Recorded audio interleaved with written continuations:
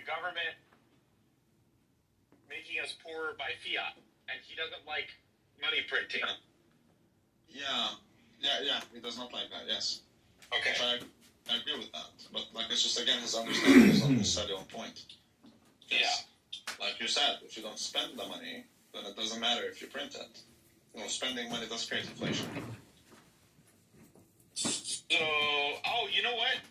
Maybe you could make the argument that when they print money, a lot of times it's not even physical printing anymore. What they do is they simply assign a balance to one of the Federal Reserve banks, and just by doing that, interest rates are affected. No? Yeah, that's what they do. They don't print money. They don't actually print money. That's a number. I guess you could say if I assign a larger balance sheet to a bank... It's like you're printing it, because there's a serial code and everything, sorry. It's just that the bill itself is not physically printed. But what I mean is, maybe a bank, by having more money given to them by the Fed, would modify their interest rates, even though no one has yet put a demand on anything to buy. And that would affect inflation in some way, too. As long as it's not in the system, then it's as if nothing happened. I agree with that. The system, you print the money, okay, you created it, but it doesn't have an effect until it leaves. So now it's in the system. You give it a bank or something. If the market has knowledge that more money was created and it hasn't entered the system, they may affect prices in anticipation. Yeah, no, but no, I don't say so much because we already anticipate that. Okay, but what if you look at the opposite with like a coin burn? The market knows that there's going to be a coin burn. It hasn't actually happened yet, but it's still going to affect the price, would it not? Because it will affect people's decisions in the present. Yeah. Is that what you're saying? A coin, so to use a crypto, a coin burn, like a scheduled coin burn, they're going to burn off, X amount of Binance coin.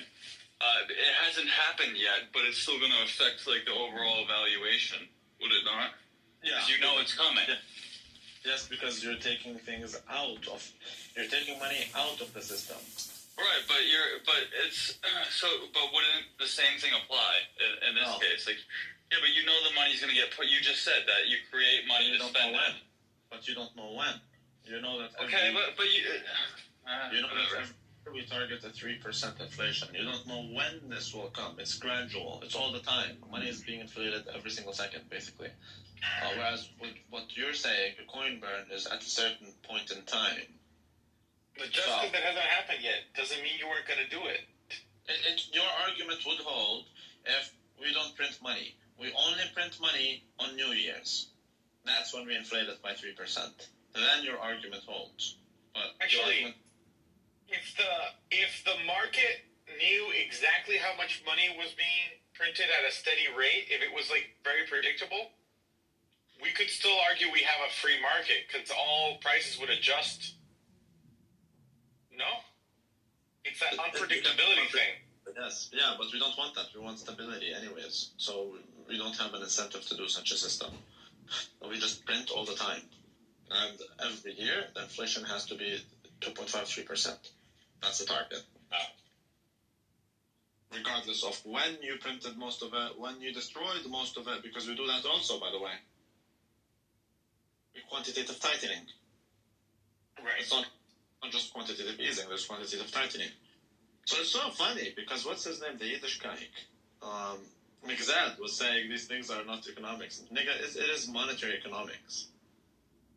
Well, he's a lawyer, so what the hell would he know about economics? But funny enough, the lawyers are the ones in charge of central banking. It's just so retarded.